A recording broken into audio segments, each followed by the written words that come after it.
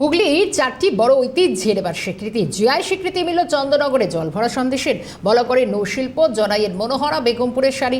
বাঙালি সংস্কৃতি কারুশিল্পের ইতিহাসে অত্যন্ত গর্বের মুহূর্তের এক নতুন স্বীকৃতি পরিচয়। হুগলির মুকুটে নয়া পালক। জিআই স্বীকৃতি পেল চন্দননগরের জলভরা, বলাগড়ের নৌশিল্প, জনাইয়ের মনোহরা এবং বেগমপুরের শাড়ি। ফলে শুধু বাংলার নয়, দেশের সাংস্কৃতিক ও ঐতিহ্যবাহী মানচিত্রে আরও উজ্জ্বল হল হুগলির নাম। জিআই স্বীকৃতিতে গর্বিত হুগলি।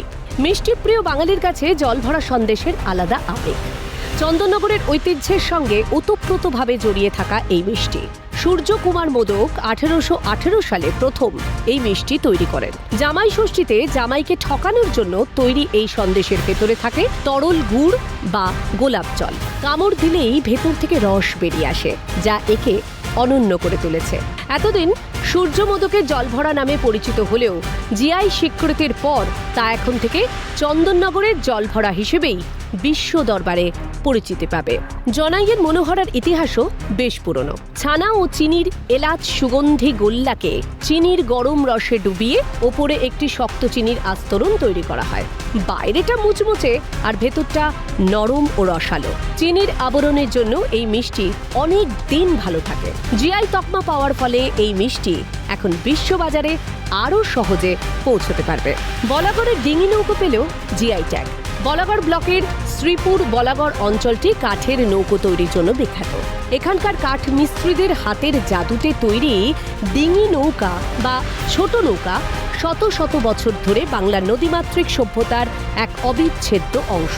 বলাগড়ের ডিঙি নৌকার নির্মাণ শৈলীর বৈশিষ্ট্য সম্পূর্ণ স্বতন্ত্র। এটি একটি ঐতিহ্যবাহী হস্তশিল্প। প্লাস্টিক ও ফাইবার নৌকোর দাপটে এই শিল্প ধুঁকছিল। এই জিআই তকমা বলাগড়ের নৌকা শিল্পীদের নতুন করে বাঁচার আলো দেখাবে। পশ্চিমবঙ্গের হুগলি জেলার বেগমপুর অঞ্চলের ঐতিহ্যবাহী তাঁতের শাড়ি হলো বেগমপুরি শাড়ি। পাতলা, হালকা এবং আরামদায়ক সুতির বুননের জন্য এই শাড়িগুলো অত্যন্ত জনপ্রিয়। এগুলোতে সাধারণত উজ্জ্বল রঙের বৈপরীত্য, চওড়া পাড় এবং নকশাদার আঁচল থাকে, যা দৈনন্দিন ব্যবহারের জন্য দারুণ মানানসই। এই শাড়িও পেল জিআই ট্যাগ। জিআই স্বীকৃতি হুগলি জেলার পর্যটন এবং অর্থনীতিতে এক নতুন জোয়ার নিয়ে আসবে বলে আশা করছে ওয়াকিবহাল মহল। শান্তন ভট্টাচার্য রিপোর্ট, ক্যালকাটা নিউজ। এদিকে জামিনী রায়ের জন্মভূমি বেলিয়াতোড়ের মুকুটে নতুন পালক। বাঁকুড়ার সন্দেশ পেল জিওগ্রাফিক্যাল ইন্ডিকেশন অর্থাৎ জিআই স্বীকৃতি। বেলিয়াতোড়ের মাচার সন্দেশ পেল জিআই তকমা।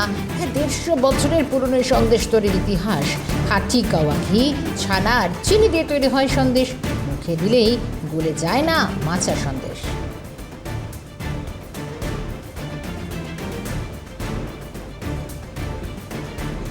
আমরা প্রচুরভাবেই আনন্দিত, কারণ এটার জন্য আমরা অনেক দিন ধরেই লড়াই করেছি।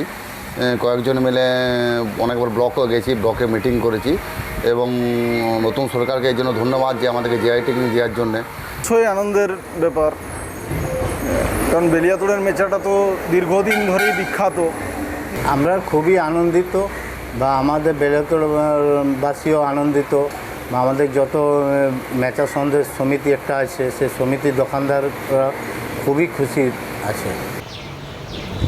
জামিনী রায়ের জন্মভূমি বেলিয়াতোড়ের মুকুটেও এই নতুন পালক এবং বাঁকুড়ার সন্দেশ পেল জিআই ট্যাগ। একদিকে হুগলির 4টি ঐতিহ্য, সেখানে জিআই স্বীকৃতি মিলল।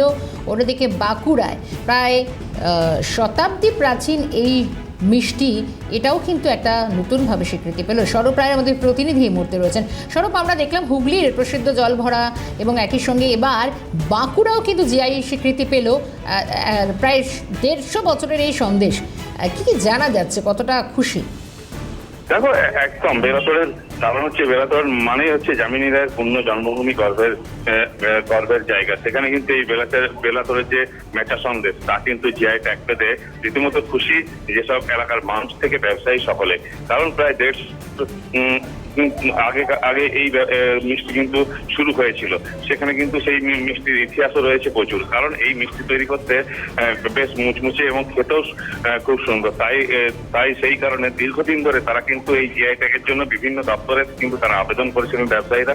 আজ কিন্তু সেখানে যখন এই জিআই ট্যাগ পেয়েছে, কিন্তু সকল মানুষ খুশি এবং তারা চায় দেশ বিদেশেও কিন্তু এই মেচার নাম যেমন সারা ভারতবর্ষ জুড়েও যেমন ছড়িয়ে থাকে এবং আরো তাদের বিক্রি বাড়বে এবং আরো মাঝখানে যেমন এই মেচার সন্দেশে যেমন একটু ভাটা পড়লেও কিন্তু এই প্যাক হওয়ার পরে হয়তো আরো তাদের এই বৃদ্ধি করবে ব্যবসায়ীটা, সেটাই কিন্তু সেই আনন্দে তারা কিন্তু আত্মহারা হয়ে রয়েছে।